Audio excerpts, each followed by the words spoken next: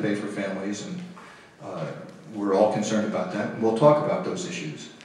But the thing that makes most activists go out on Saturday mornings and pray outside of abortion mills, or people that get up in the morning and go out and work at phone banks, are the pro-life, the pro-family people, the people who have kids that they're fighting for their future.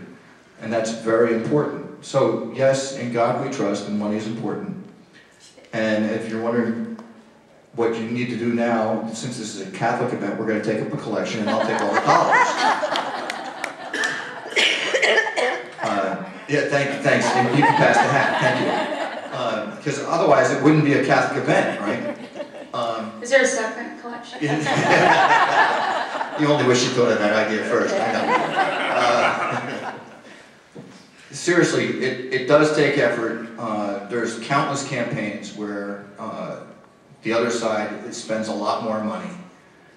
Christie was outspent 5-1. There's countless races around the country. I'm working with Anna Little, was outspent constantly. The boots on the ground is very helpful. But the most important thing is that on Sunday mornings, you're not supposed to be out door knocking. You don't want to be disturbing or waking people up.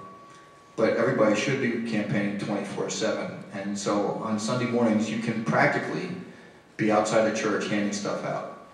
Sometimes we've gotten lucky and churches have actually put stuff in the Sunday bulletins.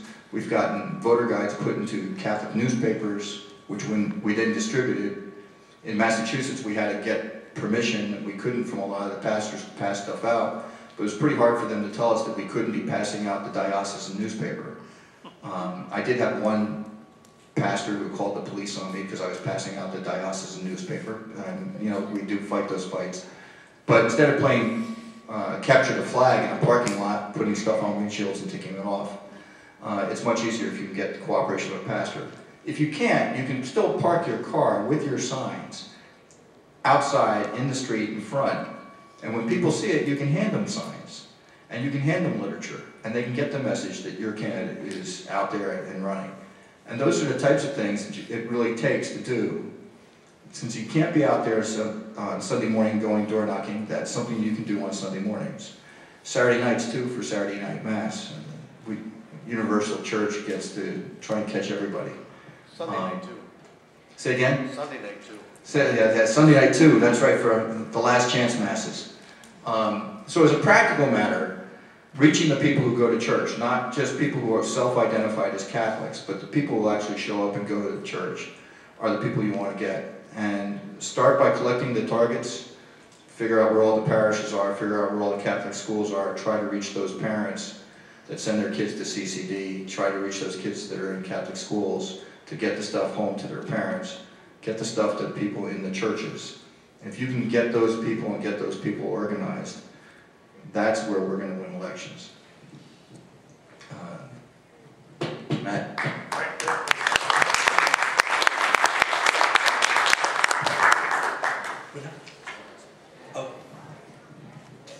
Always trying to keep it smiling. Very simple. Boy plus girl equals marriage. They're free for anybody who'd like them. Or the dollar just took out of the wallets. You know, and actually a smart pastor gives out the envelopes ahead of time. That's right. I mean, so. Our last speaker on the panel, before we open it up to you all for some interaction and some questions, is Dr. Dale Hudson, and I feel I just have to give him that distinguishment. He's a Renaissance man, and one of the people that was the first in the country to really start to drill down into what a faithful Catholic voter was that stayed true to the magisterium of the church, and conducted a lengthy research project to that effect, and I'll let him talk about that more. And so I'll turn it over to you, Dale. Thank you, Matt. You know, I'm very proud to be here with all of you, with Maggie, Larry, Marjorie, Matt, but also with little Anna Little, not so little, who's be a future congresswoman from New Jersey. And she exemplifies the kind of Catholic politician that we need to support. I think the overall message of this conference to the country is that we will be unified in 2012. Evangelicals, Catholics, social conservatives, libertarians, we're not going to shoot each other like we normally do, because we know that there's too much at stake. Speaker after speaker alluded to the fact that if we lose in 2012, we may not get it back for our children and our grandchildren. So we know we got to behave. And I think that's what Haley Barbour was really after. I don't think Haley was trying to say our nominee doesn't need to be pro-life or pro-marriage. I think he was saying, don't start getting into a game of are they pro-life or pro-marriage enough. Don't start parsing it too far. And I think that that's something that we should appreciate him saying. Nominees should be pro-life and pro-marriage. And I think that that is what will energize the unity of the coalitions that we witnessed in this conference. As Matt said, I've been drilling down on the Catholic vote for a long time now. And as a convert, I think it's just an attempt to understand why the hell I became a Catholic in the first place. And I think that there's a lot of things about the Catholic vote that will always seem strange to me, a Southern Baptist boy from Texas.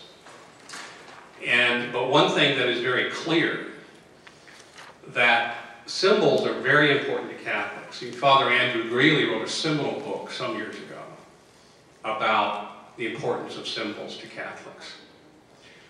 And so when we Catholics in politics are accused of being single or double issue voters or operatives, what those critics are missing is the fact that those issues represent a worldview.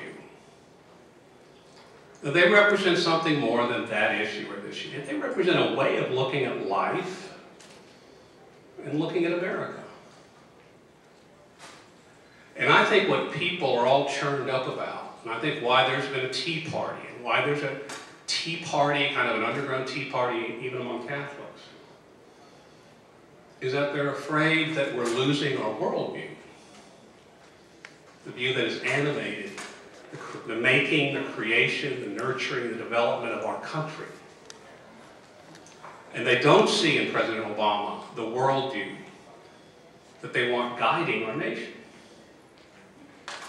So as we begin to think about who's going to, lead the charge to retake the White House, we need to be thinking about the totality of who that person is. And I think, again, that may have been something of what former Chairman Barbour was talking about. This journey of discovery I've been on in terms of reflecting on the Catholic vote, studying it, being part of the sort of the carousel ride of it, has really left me looking at Catholic voters in a kind of simple way. And I'm just going to share that narrative with you quickly, and then we'll take some questions. Catholics are frustrated by what they see as a lack of intensity among its leadership about the settled issues, as Matt quoted Archbishop Dolan saying about life in America. They feel a lack of intensity about those issues, while they feel a great deal of intensity about issues like immigration and healthcare with abortion funding. And that frustration has led Catholics to feel a lot of confusion about what it means to be obedient. Because one thing I've noticed about Catholics, since I've been a Catholic for 25 years, obedience is important to Catholics. Evangelicals kind of have a cowboy attitude toward their Christianity, Now, I should know, I'm from Texas, I know what that means. But for Catholics, even when they disagree with the priest or the bishop, they're going to say, yes, Father, yes, Excellency. They're going to, bite their lip, set their jaw, and say, okay. And I think that's one of the virtues of our faith, frankly. But it gets us into trouble politically when we can't distinguish between what to say yes, Father, about and what to go do what we should be doing as laymen and women in the public square. And the consequence of this confusion about obedience is that it has led some Catholics to go to groups, non-Catholic groups, to participate in politics. I mean, if they're confused about what a Catholic can do, what I can do as a Catholic, let's go be part of the Christian Coalition. Let's go be part of the Moral Majority. Let's go be part of some organization. I don't have to deal with that issue. I can pretend I'm an evangelical. And it's led to a tentativeness about what we call here Catholic outreach, specifically Catholic outreach. It's led to a tentativeness, as Larry said, as Larry noted, about using the pattern, the associations and the networks that we all have around parishes and around groups that are Catholic, because we're so afraid that we're going to get called into the Father's office and said, "What? Are you calling people on behalf of a political candidate? Are you using the parish directory? Are you using those phone numbers and emails and fax numbers in there? You shouldn't be doing that. You can't use that for political purposes." And so there's a kind of a hesitancy to use those lists, and lists are at the heart of political outreach. You can't do it without lists. And then finally, and I'm telling you, this is going to be the key to 2012, in my opinion, and Catholic voters. Catholic vote is not a block vote. It's a highly dynamic and highly malleable group of 30 million voters. Okay? But this is going to be the key. This same confusion has kept a lot of Catholics in the parish from challenging what I would call a truncated understanding of what social justice is. There's no question in my mind that when it comes to politics among ordinary Catholics around the country, the first phrase that comes to mind is social justice. And unfortunately, the way that phrase is used and usually taught and usually promulgated, it doesn't contain a true pro-life message. It's left out. And most Catholics feel entirely lost if that message is left out. What is this built upon? Again, it comes down to the worldview. How can I care about others, care about the poor, the vulnerable, the needy, if I can't even care about the unborn? That can't be real. I think what Catholics will do in 2012 is not just challenge the social justice message, but they'll redefine it in a way that it includes life and marriage. We don't need a divorce between the two. We need a transformation of that message along a pro-life and pro-marriage line. Thank you very much.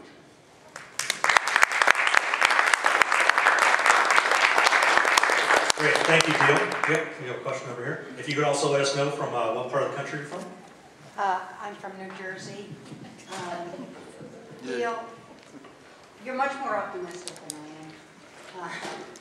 As a pro-life activist and a Catholic church-going who has tried to bring the church to, take steps, let's enforce our belief, let's teach it from the pulpit. It has been made clear to me that that kind of talk is not welcome.